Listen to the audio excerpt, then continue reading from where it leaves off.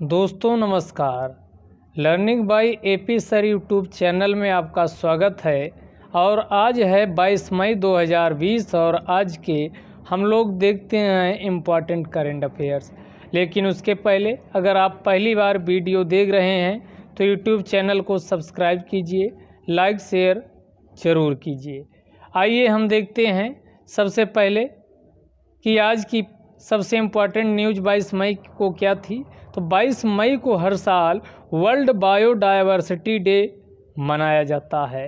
तो एक क्वेश्चन कई बार पूछा भी जा चुका है, एनवायरनमेंट के पॉइंट ऑफ व्यू से मोस्ट इम्पॉर्टेंट है। तो 22 मई को वर्ल्ड बायोडायवर्सिटी डे या इसी को international day for biological diversity भी कहा जाता है, ये मनाया जाता है। तो 22 मई को प्रत्येक वर्ष वर्ल्ड बायोडायवर्सिटी डे या international day for biological diversity के रूप में हम मनाते हैं। अगर 2020 की मोस्ट इम्पॉर्टेंट है 2020 की थीम की बात करें तो 2020 की थीम रही है our solutions are in nature, यानी प्रकृति में ही हमारे समाधान हैं, प्रकृति में हमारे समाधान हैं। तो 2020 की थीम क्या रही है? Our solutions are in nature, our solutions are in nature. अब प्रश्न ये उठता है कि आखिरकार 22 मई को ही क्यों बायोडायवर्सिटी डे के रूप में चुना गया? तो इसका जवाब है कि 22 मई 1992 को 1992 को रियो अर्थ समिट का आयोजन किया जाता है। 22 मई 1992 को रियो अर्थ समिट का आयोजन किया जाता है। इसीलिए 22 मई को बायोडायवर्सिटी वर्ल्ड बायोडायवर्सिटी डे के रूप में मनाते हैं। लेकिन आपको ये भी बता दें कि 2000 ईस्वी तक वर्ल्ड बायोडायवर्सिटी डे को 29 दिसंबर को मनाया जाता रहा है। तो 29 दिसंबर पहले मनाया जाता था। 29 दिसंबर को the day for convention on biological day के रूप में मनाया जाता रहा है। जो ये डे आपका 22 मई को मनाना शुरू हुआ तो ये 2000 के बाद 22 मई को वर्ल्ड बायोडायवर्सिटी डे के रूप में मनाते रहे हैं। तो ये जलवायु परिवर्तन, सतत विकास यानी सस्टेनेबल डेवलपमेंट को सुनिश्चित करने के लिए तथा कई ग्रीन हाउस गैसों इत्यादि का समापन करने के लिए तथा जैव विविधता को सुनिश्चित करने के लिए इसका शुभारंभ किया गया था। तो वह काफ़ी और इन्वायरमेंट में डिटेल में है कि सबसे पहले 1972 में स्टॉकहोम सम्मेलन होता है। फिर 1973 में भारत के द्वारा कई प्रकार के पर्यावरण संरक्षण कार्यक्रम संचालित किए जाते हैं। उदाहरण के लिए 1973 में ही प्रोजेक्ट टाइगर का शुभारंभ किया जाता है। 1974 में एक आपका अधिनियम आता जल प्रदूषण एवं नियंत्रण अधिनियम 1974 और 1980 में वन फॉरेस्ट अधिनियम यानी वन फॉरेस्ट अधिनियम आता है। उसके बाद 1981 में वायु प्रदूषण एवं नियंत्रण अधिनियम आता है। 1986 में पर्यावरण संरक्षण अधिनियम बनाया जाता है और 1990 तक आते आते प्रोजेक्ट एलिफेंट जैसे कार्यक्रम संचालित किए जाते हैं। तो इस प्रकार के कार्यक्रम पहले से ही चल रहे थे। तो 1992 में जब रियो अर्थ समिट का आयोजन होता है, रियो डी जनेरियो जो कि ब्राज़ील का एक प्रमुख शहर है, यहीं पर एजेंडा 21 को भी अडॉप्ट किया जाता है। तो ये आपकी कुछ जानकारी एक्स्ट्रा रही। अगला देख लेते हैं कि हाल ही में emergency credit line guarantee scheme का अनाउंसमेंट किया गया।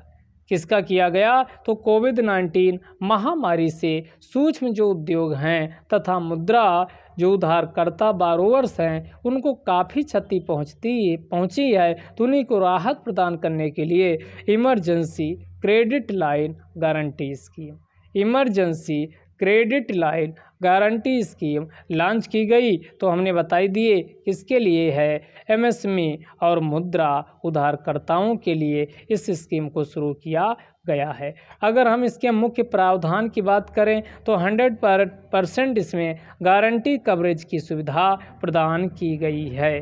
100% गारंटी देगा कौन, तो इसके लिए एक बनाया गया national credit guarantee trustee company limited, इसको स्थापित किया गया। इसी के द्वारा 100% गारंटी कवरेज सुनिश्चित किया जाएगा। किसके द्वारा, तो national credit guarantee trustee company के द्वारा, ट्रस्टी कंपनी लिमिटेड के द्वारा, और इसके लिए एडिशनल फंडिंग की भी व्यवस्था की गई है। तो एडिशनल फंडिंग की कितनी, 3 लाख करोड़ रुपये एडिशनल फंडिंग की व्यवस्था की गई है, जो इस स्कीम के अंतर्गत एलिजिबल एमएसएमई होंगे, यानी माइक्रो स्मॉल और मीडियम इंटरप्राइज, साथ ही मुद्रा बारोवर्स होंगे जो इसमें इंटरेस्ट ले रहे हैं, उनको 100% की यानी गारंटी कवरेज सुनिश्चित किया गया है। अगर बात करें तो यह फंड गारंटीड इमरजेंसी क्रेडिट सुविधा के तहत प्रदान किया जाएगा। गारंटीड इमरजेंसी क्रेडिट लेंडिंग के तहत यानी सुविधा के तहत इस फंड को प्रदान किया जाएगा। तो ये आपका गारंटीड इमरजेंसी क्रेडिट लेंडिंग के अंतर्गत आने वाले समस्त प्रकार के लोन पर यह सुविधा कब से लागू हो जाएगी, तो 31/10, ध्यान दीजिएगा, 31/10/2020 से लागू होगी। 31/10/2020 से लागू हो जाएगी। 31/10/2020 से यह सुविधा लागू हो जाएगी। 31 अक्टूबर यानी 10वां महीना का मतलब हुआ 31 अक्टूबर 2020 से यह सुविधा लागू होगी और यह अगले 4 वर्षों के लिए यह योजना लागू की जाएगी। तो इसमें 4 वर्ष के लिए लागू होगी। ध्यान दीजिएगा, कितने वर्षों के लिए, 4 वर्ष के लिए होगी। और मोराटोरियम पीरियड इसका क्या होगा, तो मोराटोरियम पीरियड जो होगा 1 साल का इसका मोराटोरियम पीरियड भी सुनिश्चित किया गया है, जो कि मूलधन पर सुनिश्चित किया जाएगा। जितना पैसा आप जमा करोगे तो उसी के ऊपर मोराटोरियम पीरियड 1 साल के लिए इसे सुनिश्चित किया गया है। इसके लिए कोई गारंटी शुल्क नहीं होगी, कोई गारंटी शुल्क नहीं लिया जाएगा। मेंबर लेंडिंग जो ट्यूशन्स हैं, तो मेंबर लेंडिंग इंस्टीट्यूशन से कोई भी गारंटी शुल्क नहीं लिया जाएगा। और ब्याज दर जो इसमें लगेगी, जो बैंक हैं, फाइनेंशियल इंस्टीट्यूशंस हैं, वित्तीय संस्था हैं, उन पर आपका 9.25% की क्या ब्याज दर यानी इंटरेस्ट रेट लगेगा। और नॉन बैंकिंग फाइनेंशियल कॉरपोरेशन जो हैं, जो बैंकिंग कार्य करते हैं, उन पे 14% का इंटरेस्ट रेट यानी ब्याज दर वसूला जाएगा। तो ये 9.25% बैंक व फाइनेंशियल इंस्टीट्यूशंस से और 14% नॉन बैंकिंग फाइनेंशियल कॉरपोरेशन से ब्याज दर वसूला जाएगा। तो ये आपकी थी credit linked subsidy guarantee scheme. अब इसके बाद अगला जो इम्पॉर्टेंट था उसको देख लेते हैं। अगला जो है scheme for formalisation of micro food processing enterprise. तो इसमें जो माइक्रो फूड प्रोसेसिंग इंटरप्राइज हैं उसी को फॉर्मल यानी औपचारिक क्षेत्र के लिए जो योजना लॉन्च की गई, इसी को शॉर्टकट में एफएमई कहा जाता है। क्या कहा जाता है? एफएमई यानी फूड प्रोसेसिंग एंटरप्राइज के नाम से जाना जाता है। एफएमई फॉर्मलाइजेशन ऑफ माइक्रो और इसके बाद फूड प्रोसेसिंग एंटरप्राइज। यहाँ से देखिए, ये यहाँ से एफ से हो जाएगा फॉर्मलाइजेशन ऑफ, एम से माइक्रो, फिर अगला फूड प्रोसेसिंग और ई से एंटरप्राइज। एफएमई के नाम से इसे शॉर्टकट में जाना गया है। तो चूँकि माइक्रो जो सूक्ष्म फूड प्रोसेसिंग इंटरप्राइज हैं वो सब क्या हैं, इनऑर्गेनाइज्ड सेक्टर में हैं। पूरे भारत की बात करें तो असंगठित क्षेत्र में हैं। तो इन्हीं को औपचारिक क्षेत्र में लाने के लिए, ताकि इनको वित्तीय सुविधा यानी कर्ज इत्यादि से लेकर के अन्य जो सरकार के द्वारा सुविधाएं चलाई जा रही हैं उनका लाभ ले सके, इसी के लिए FME को लाया गया, scheme for formalisation of micro food processing enterprise को। है क्या यह सेंट्रली स्पॉन्सर्ड स्कीम है, केंद्र प्रायोजित योजना है।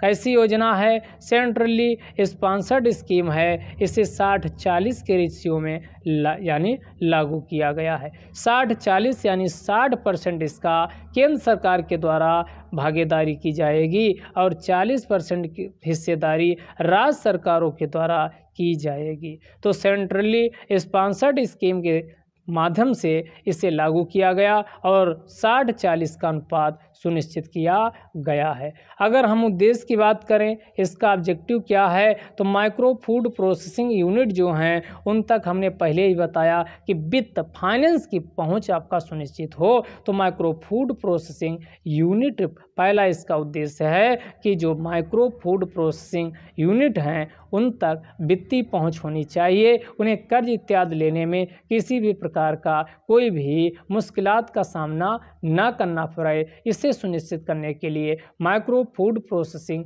यूनिट को लागू किया गया है। दूसरा, टारगेट इंटरप्राइजेज का जो इंटरप्राइज हैं जिनको टारगेट किया जाएगा, लक्षित किया जाएगा, उनका राजस्व भी इंक्रीज होता रहे, ये भी सुनिश्चित करने के लिए इसे लागू किया गया है। तो टारगेट इंटरप्राइजेज का रेवेन्यू इंक्रीज होता रहे, तो ये दूसरा इसका मकसद है। और तीसरा मकसद है फूड क्वालिटी और सेफ्टी स्टैंडर्ड यानी खाद्य गुणवत्ता व सुरक्षा मानक के कंप्लायंस को भी अधिक से अधिक लागू किया जाए, ये भी इसका तीसरा मकसद है। तो पहला हमने कहा कि माइक्रो फूड प्रोसेसिंग जो यूनिट हैं उन तक वित्तीय की पहुंच आसानी से हो, उसके लिए है। दूसरा हमने कहा जो टारगेट इंटरप्राइज हैं उनका रेवेन्यू इंक्रीज किया जाए। तीसरा हमने कहा फूड क्वालिटी व सेफ्टी स्टैंडर्ड के जो मानक हैं उनका अनुपालन सभी लोग करें, तो उसको सुनिश्चित करने के लिए।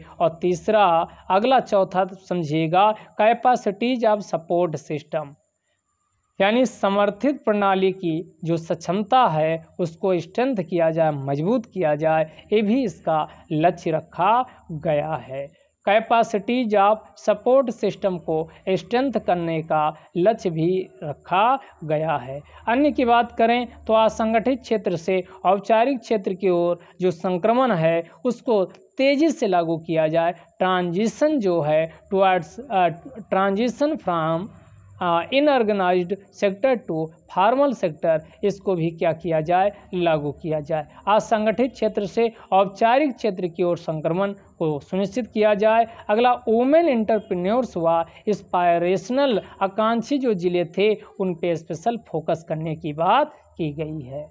जो वुमेन इंटरप्राइजेज हैं, इंस्पायरेशनल डिस्ट्रिक्ट हैं, उस पर विशेष फोकस यानी करने की बात कही गई है। अगला, बेस्ट टू वेल्थ जो हमारे पास अपशिष्ट है उसको हम वेल्थ एक्टिविटीज़ में कैसे सुनिश्चित करें, इसको भी कैसे परिवर्तित करें, ये भी प्रोत्साहित करने का इसमें लक्ष्य रखा गया है। और सबसे लास्ट, जनजातीय जिलों में जो आपका माइक्रो फॉरेस्ट प्रोड्यूस होता है उस पर विशेष फोकस किया गया है। माइक्रो फॉरेस्ट प्रोड्यूस पर विशेष फोकस किया गया है। इसके लिए 2 लाख कितने 2 लाख माइक्रो एंटरप्राइज को क्या किया जाएगा, क्रेडिट लिंक्ड सब्सिडी के माध्यम से क्रेडिट लिंक्ड सब्सिडी प्रदान की जाएगी। क्रेडिट लिंक्ड सब्सिडी के माध्यम से सहायता प्रदान किया जाएगा। और इस प्रकार क्रेडिट लिंक्ड सब्सिडी जो एलिजिबल प्रोजेक्ट कास्ट है तो उसका 35% आपका क्या हो जाएगा, प्रदान किया जाएगा। 35% या एलिजिबल प्रोजेक्ट कास्ट का 35% प्रदान किया जाएगा, जो मैक्सिमम 10 लाख तक होगा। कितना होगा, 10 लाख तक होगा। तो ये आपका जो प्रोजेक्ट कास्ट है एलिजिबल प्रोजेक्ट कास्ट का 35% या मैक्सिमम कहें यानी 10 लाख तक की सीलिंग की गई वो प्रदान की जाएगी। अगर बेनिफिशरीज कंट्रीब्यूशन की बात किया जाए तो जो लाभार्थी इसका लाभ लेना चाहता है उसे 10% क्या करना होगा, अपना कंट्रीब्यूशन करना होगा। तो उसको अपनी अलग से कोई पैसा लगाने की ज़रूरत नहीं है, जो लोन लेगा उसी से पैसा 10% कट जाएगा। अगर सीड कैपिटल की बात करें, सीड कैपिटल का मतलब हुआ जब कोई प्रोजेक्ट या कोई प्लांट आप लगाते हो या शुरू करते हो तो उसमें शुरुआती जो पैसा लगता है मशीनरी से लेके ज़मीन या संरचना के लिए, उसी को सीड कैपिटल कहा जाता है। तो प्रति अगर सेल्फ हेल्प ग्रुप या स्वयं सहायता समूह है, सेल्फ हेल्प ग्रुप या स्वयं सहायता समूह है तो प्रति सेल्फ हेल्प ग्रुप को 4 लाख रुपये प्रदान किए जाएंगे। कितने? 4 लाख रुपये प्रदान किए जाएंगे for loan to members for working capital and small tools के रूप में। समय सीमा इसकी कितनी है? तो 5 साल के लिए यह योजना लागू होगी और ये 2020 जैसा कि हमने बताया 31 अक्टूबर 2020 से लागू होगी। तो यह योजना 2020-21 से 2024-25 के बीच इसको लागू किया जाएगा। इसमें फोकस ऑन पेरिशेबल, जो जल्दी खराब होने वाली सब्जियां, फल, फूल इत्यादि हो जाते हैं, उन्हीं पर विशेष फोकस रखा गया है। अगर मॉनिटरिंग की बात करें, कौन मॉनिटर करेगा? तो इंटर मिनिस्ट्रियल एम्पावर्ड कमेटी के द्वारा क्या किया जाएगा? मॉनिटर किया जाएगा। तो इंटर मिनिस्ट्रियल एम्पावर्ड कमेटी के द्वारा क्या किया जाएगा? मॉनिटर किया जाएगा। और इसमें लगभग 9 लाख कुशल व अर्धकुशल, सेमी स्किल्ड व स्किल्ड इसमें व्यक्ति शामिल हो जाएंगे। और इसके अलावा 25 लाख, ध्यान दीजिएगा, 25 lakh unregistered food processing enterprise इस सेक्टर में आ जाएंगी, जो असंगठित व अनौपचारिक का लगभग 98% है। अगर पूरा ओवरऑल जो फूड प्रोसेसिंग एंटरप्राइज काम कर रहे हैं, खाद्य प्रसंस्करण उद्यम कार कर रहे हैं, वो लगभग उनका टोटल का 98% यही अनरजिस्टर्ड वाले हैं, जो कि असंगठित होते हैं, अनौपचारिक होते। उनकी संख्या लगभग कितनी है? 25 लाख है। इनमें से 25 लाख है टोटल संख्या। उसके बाद 66% रूरल एरिया में लगे हुए हैं, ग्रामीण क्षेत्रों में कार्यरत हैं। तो विशेष ध्यान आपका ग्रामीण अर्थव्यवस्था में भी मजबूती मिलेगी। तो 66% रूरल एरियाज में हैं, जबकि 80% फैमिली बेस्ड एंटरप्राइज में लगे हुए हैं। फैमिली बेस्ड यानी परिवार आधारित उद्यम में कार्य करते हैं 80%। तो इसलिए परिवार की आय सुनिश्चित करनी, ग्रामीण अर्थव्यवस्था को मजबूत करना, तो यह FME को बहुत तेज़ी से आपको लागू करना होगा। अगला देख लेते हैं जो इम्पोर्टेंट था, इंटरनेशनल टी डे। तो इंटरनेशनल चाय डे ये आपका पहली बार मनाया गया, तो मोस्ट इम्पॉर्टेंट क्वेश्चन बन जाता, ध्यान दीजिएगा। अंतर्राष्ट्रीय चाय दिवस मनाया गया, तो ये पहली बार 21 मई को मनाया गया। और संयुक्त राष्ट्र संघ की एक विशेष आपकी एजेंसी है फूड एग्रीकल्चर ऑर्गेनाइजेशन, विश्व खाद्य संगठन, जिसका हेडक्वार्टर्स आप जानते हो कहाँ है? इटली की राजधानी रोम है। इटली की राजधानी रोम है। तो ध्यान दीजिएगा, इंटरनेशनल टी डे पहली बार कब मनाया गया? 21 मई को मनाया गया। संयुक्त राष्ट्र संघ के द्वारा मनाया जाता है और विश्व खाद्य संगठन के द्वारा मनाया जाता है। अगर उद्देश्य की बात करें तो जागरूकता उत्पन्न करना, किसके लिए? तो long history and deep culture and economic significance of T around the world, यानी चाय का महत्व, आर्थिक क्या है, सांस्कृतिक से कैसे कनेक्ट है, उसकी लंबी इतिहास क्या रहा है, इसके संबंध में जागरूकता फैलाने के लिए 21 मई को क्या मनाया गया? इंटरनेशनल टी डे मनाया गया है। अगला जो न्यूज में था उसको देख लेते हैं, अगप्पे, चित्रा, मैग्ना, ये आपका न्यूज में था। तो समझ लेते हैं कि अगप्पे, चित्रा, मैग्ना है क्या। तो एक magnetic nano particle based RNA extraction kit है। पहला ये ध्यान दीजिएगा, पूछा जाए है क्या, तो magnetic nano particle based RNA traction kit है, जिसका यूज किस में किया जाएगा, तो इसका यूज कोविड-19 महामारी का डिटेक्शन करने के लिए इसका यूज किया जाता है। अगर विकास की बात करें, इसको किसने विकसित किया, तो Shri Chitra Tirunal institute for medical sciences and technology, Shri Chitra Tirunal institute for medical sciences and technology. साथ ही अगप्पे डायग्नोस्टिक्स लिमिटेड, जो कि कोचीन में स्थित है, इन दोनों के द्वारा मिलकर इसका विकास किया गया। अगर कुछ हम टेक्निकल की बात करें, तो ये जो किट का प्रयोग किया जाएगा, तो किट का प्रयोग राइबोज न्यूक्लिक एसिड RNA होता, जान लीजिए, राइबोज न्यूक्लिक एसिड एक्सट्रैक्शन में किया जाएगा। और फार किसके लिए होगा, तो ये आपका ध्यान दीजिएगा, इसका प्रयोग यानी जो किट बनाया गया ये किसके लिए होगा, तो इसका प्रयोग RT लैंप के लिए। RT का मतलब क्या हुआ, यानी आपका R से रिवर्स होता है, ट्रांसक्रिप्टेज होता, तो RT रिवर्स ट्रांसक्रिप्टेज, और ये आपका लैंप की फुल फॉर्म होती है लूप मेडिएटेड आइसोथर्मल एम्प्लीफिकेशन। जब भी पूछा जाए तो रिवर्स ट्रांसक्रिप्टेज या ट्रांसमरेज, तो ध्यान दीजिएगा, तो ये ट्रांसक्रिप्टेज RT लैंप की फुल फॉर्म होती है reverse transcriptase loop mediated isothermal amplification. फिर RT क्यों, PCR है, PCR की फुल फॉर्म होती है पॉलीमरेज चेन रिएक्शन। तो RT लैंप, RT क्यों PCR तथा अन्य जो आइसोथर्मल व PCR बेस्ड प्रोटोकॉल हैं, जो कि सार्स कोविड, ध्यान दीजिएगा, सार्स कोविड का मतलब यही आपका जो कोरोना है, इसका नाम क्या दिया गया, सार्स कोविड-2 के डिटेक्शन के लिए इसका यूज किया जाएगा। और एक किट काफ़ी सस्ता है, 150 रुपये का है। जो पारंपरिक रूप से अन्य किट उपलब्ध हैं उनकी कास्ट लगभग इसी के समतुल्य 300 है, तो उनकी तुलना में लगभग ये